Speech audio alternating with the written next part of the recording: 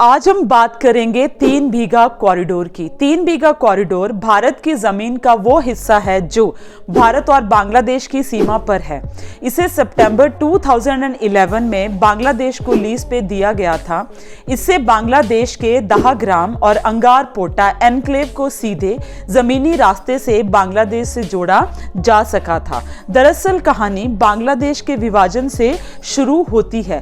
तब दोनों देशों की सीमा पर ऐसे कई क्षेत्र थे जो प्रशासनिक तौर पर तो एक देश के अधिकार में थे, लेकिन उन तक पहुंचने का रास्ता दूसरे देश से होके जाता था।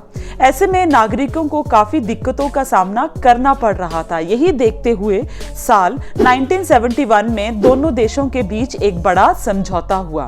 भारत के तत्कालीन प्रधानमंत्री इंदिरा गांधी और बांग्लादेश के प्रधानमंत्री शेख मुजीबुर रहमान के नेतृत्व में हुए इस समझौते के तहत पहली बार 3 बीघा कॉरिडोर का जिक्र हुआ।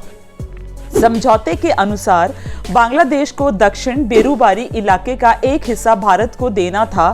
तय ये हुआ था कि इसके बदले में भारत वो 3 बीघा जमीन सौंप देगा ताकि बांग्लादेशियों को आना जाना आसान हो सके। इस समझौते को लैंड बाउंड्री एग्रीमेंट भी कहा गया था।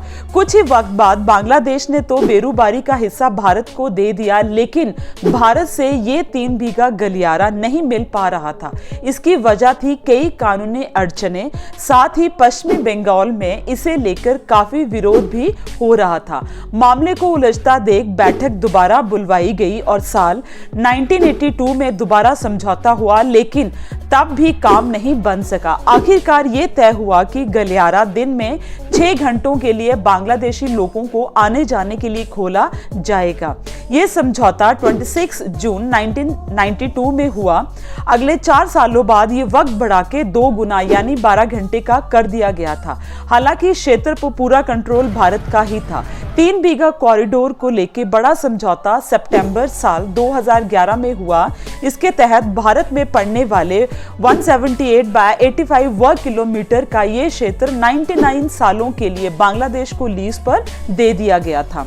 तब भारत के तत्कालीन प्रधानमंत्री डॉक्टर मनमोहन सिंह और बांग्लादेश के पीएम शेख हसीना के बीच में ये समझौता हुआ था। 19 अक्टूबर को बांग्लादेश के पीएम शेख हसीना ने ये ऐलान किया कि 3 बीघा गलियारा अब 24 घंटे खुला रहेगा।